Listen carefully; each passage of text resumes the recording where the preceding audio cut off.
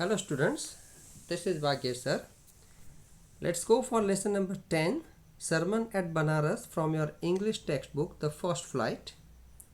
Let's understand the title first. The word sermon in the title means उपदेश या जिसको हम प्रवचन बोलते हैं.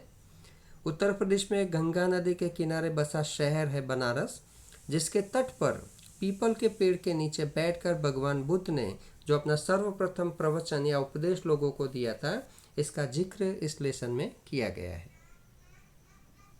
Let's know what is this lesson about. The sermon at Banaras throws light upon the early life of Lord Buddha, who was originally born as a prince in the royal family. ये lesson भगवान बुद्ध की शुरुआती जिंदगी में घटी कुछ घटनाओं पर प्रकाश डाल रहा है. भगवान बुद्ध का जन्म एक रॉयल फैमिली मतलब एक राजघराने में हुआ था.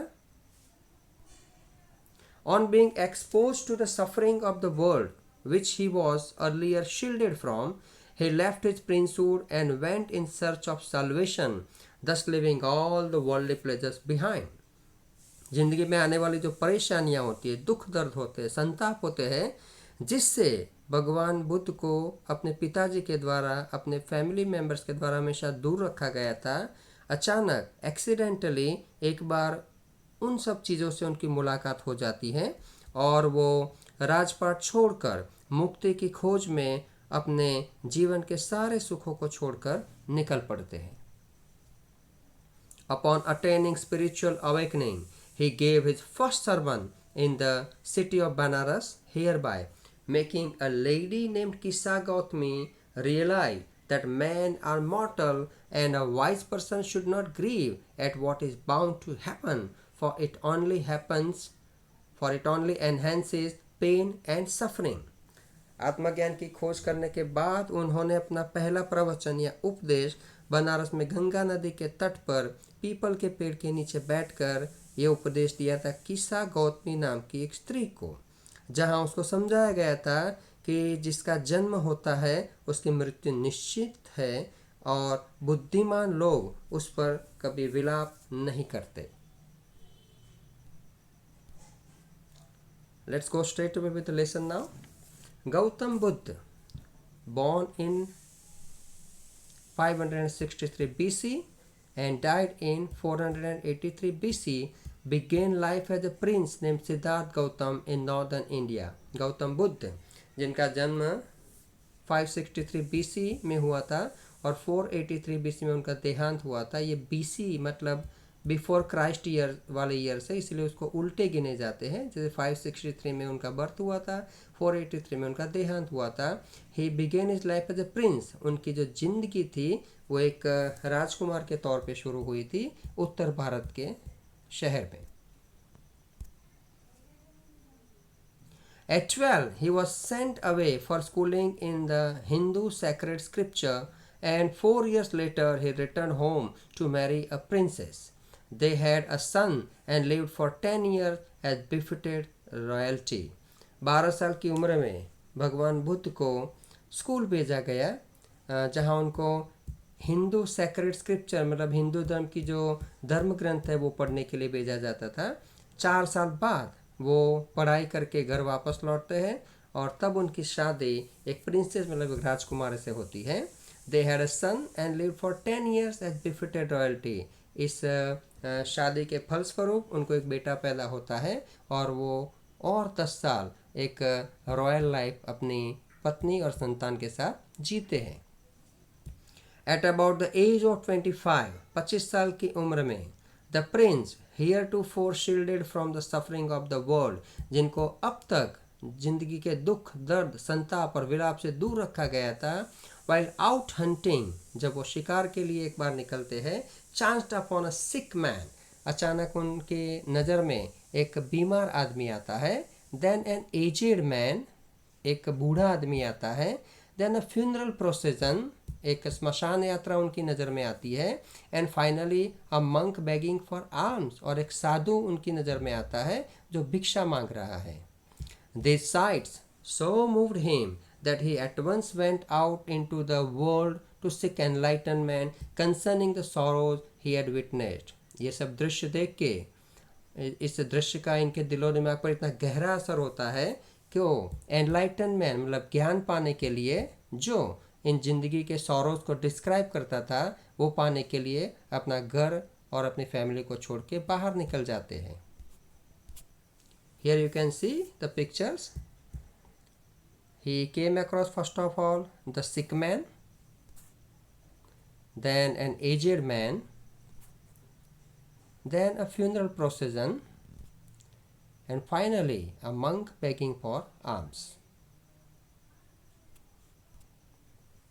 He wandered for 7 years. 7 साल वो भटकते रहते हैं, घूमते रहते हैं. And finally set down under a people tree, और फिर वो उस पीपल ट्री के नीचे आके बैठते हैं.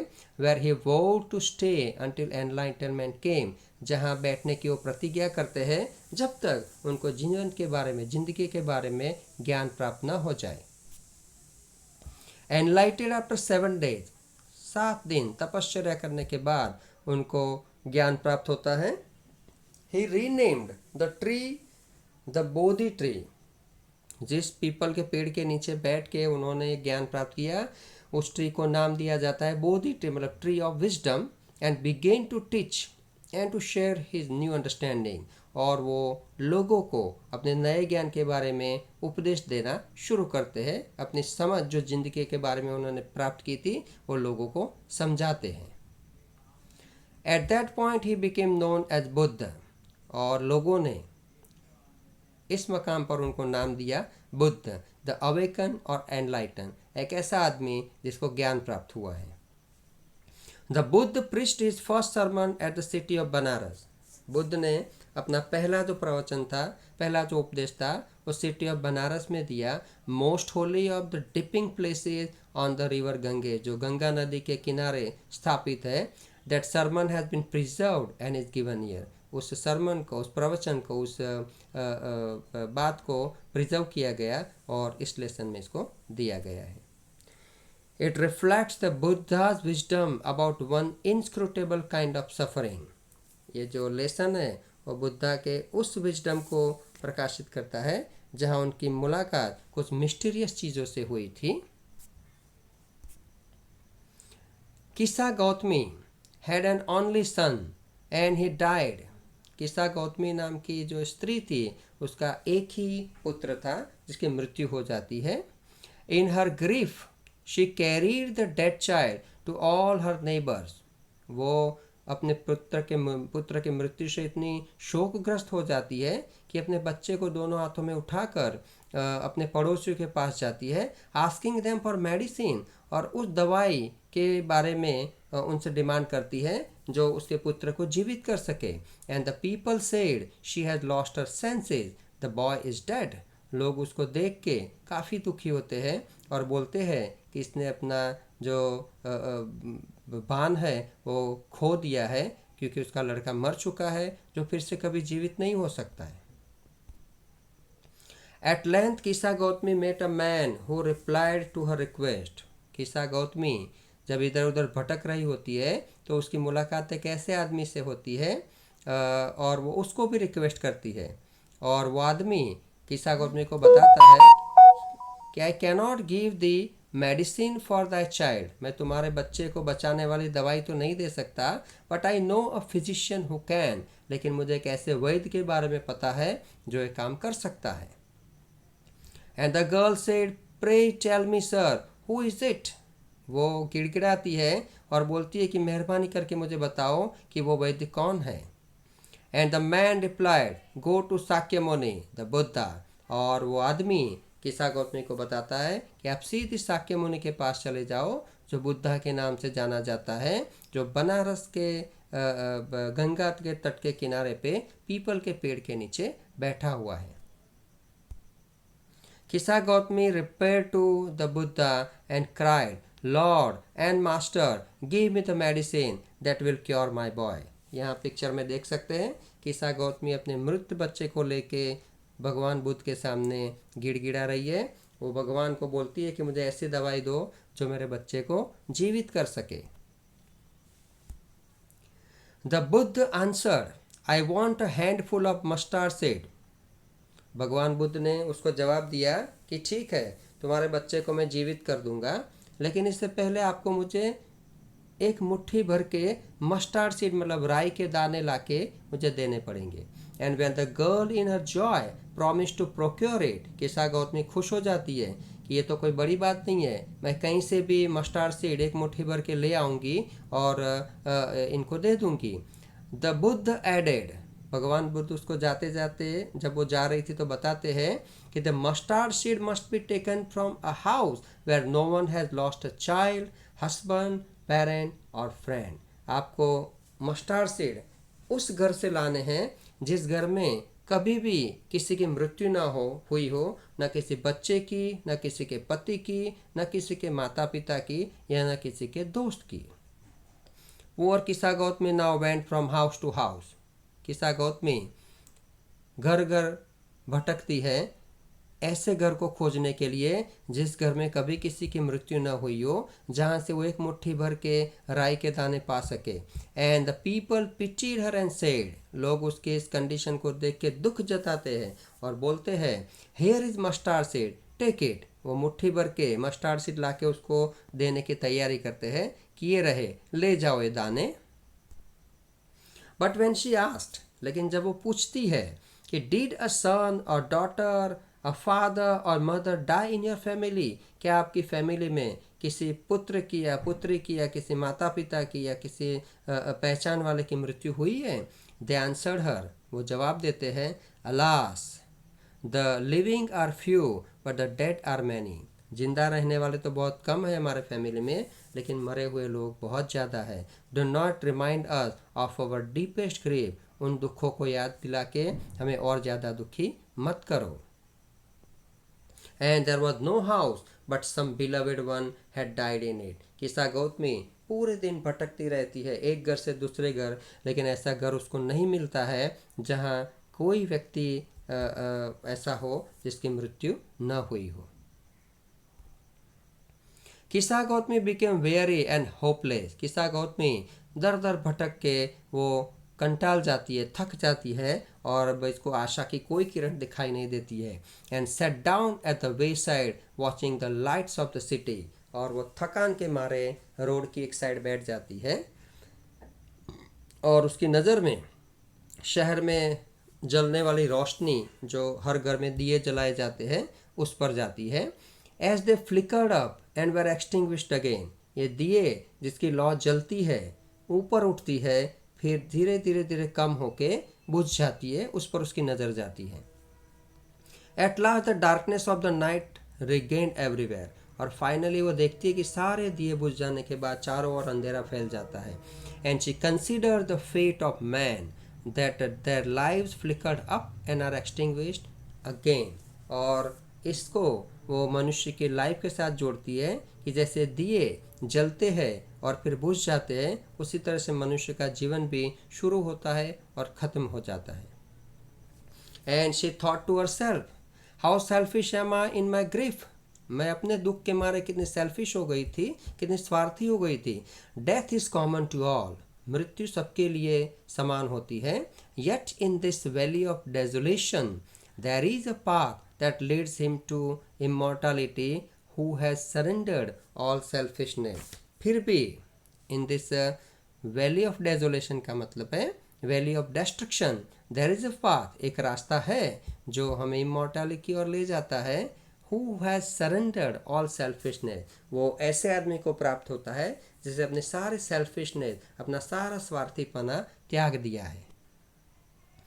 द बुद्ध सेड, भगवान बुद्ध ने उसको बताया the life is mortal in this world is troubled and brief and combined with pain. The life of mortal मतलब जीवित लोग जो होते हैं, सजीव जो होते हैं इस दुनिया में, उनकी जो लाइफ है ये हमेशा ट्रबल्ड होती है।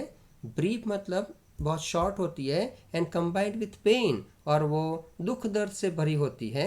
For there is not any means by which those that have been born can avoid dying, दुनिया में ऐसा कोई रास्ता नहीं है कि जिनका जन्म हुआ है वो अपने मृत्यु को टाल सके। After reaching old age there is death, old age पर पहुंचने के बाद मृत्यु हमेशा निश्चित होती है। Of such a nature are living being, और दुनिया में जो जीवित लोग हैं, सजीव है, उनकी लाइफ में घटना घटती ही है। As ripe fruits are early in danger of falling, पके हुए जो फल होते हैं पेड़ पर वो हमेशा पहले गिरते हैं। So mortal when born are always in danger of death, इसीलिए इस सृष्टि में जिसका जन्म होता है उसका मरना भी हमेशा तय होता है। As all earthen vessel made by potter end in being broken, potter के द्वारा, कुम्हार के द्वारा जो वैसल्स मतलब मिट्टी के घड़े बनाए जाते हैं वो कभी ऐसे बने नहीं रहते, अंत में उसको टूट के बिखर जाना होता है। So is the life of मॉर्टल, और ऐसी ही जिंदगी इस दुनिया में सजीव जो पैदा हुए हैं उनकी होती है। बोथ यंग एंड एडल्ट, वो यंग आदमी हो या एडल्ट मतलब बूढ़ा हो। Both those who are fools and those who are wise, जो मूर्ख लोग होते हैं और बुद्धिमान होते हैं। All fall into the power of death, वो सब मृत्यु के आगोश में कभी न कभी समा जाते हैं। And all are subject to death, सबकी मृत्यु हमेशा तय होती है। Of course who overcome by death depart from life, a father cannot save his son nor kinsman their relation, father चाहते हुए भी अपने सन को कभी बचा नहीं पाता है, और नॉर किन्समैन आम आदमी अपने किसी रिलेटिव को बचा पाता है। मार्क, मेरे शब्दों पर गौर करो। While relatives are looking on and lamenting deeply, one by one mortals are carried off. जब किसी मृत व्यक्ति के ऊपर शोक करने वाले जब शोक करने में व्यस्त होते हैं तब दुनिया में और लोगों की भी मृत्यु होती है। Like an ox that is led to the slaughter, जैसे एक बैल को स्लॉटर हाउस में ले जाया जाता है तब उसको पता नहीं होता है कि इसकी डेथ तय होती है, उसी तरह से। So the world is afflicted with death and decay, इस दुनिया में दुख दर्द मृत्यु ये सब भरा हुआ होता है।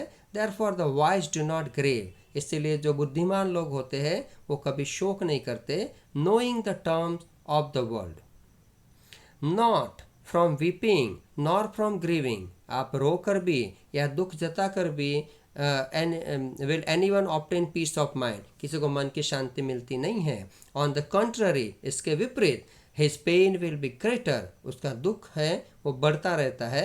And his body will suffer, और इसका सीधा असर उसके शरीर पर होता है।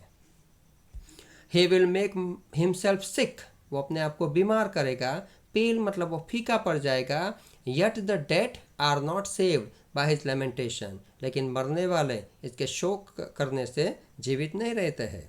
ही हु सिक्स पीस, जिसको मन की शांति चाहिए, should draw out the arrow of lamentation and complain and grieve, उसको अपने दिलो दिमाग में चुभे उस एरो को निकाल देना है जिसका नाम दर्द है, जो लेमेंटेशन, कंप्लेन और ग्रीव के द्वारा पैदा हुआ है। He who has drawn out the arrow and has become composed will obtain peace of mind. जिसने उस दर्द नाम के कांटे को अपने दिलो दिमाग से निकाल दिया है वही हमेशा मन की शांति को पाता है।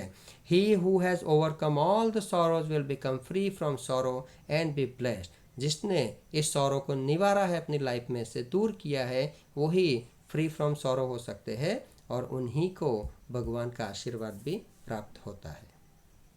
I hope you have understood, students. Thanks for watching.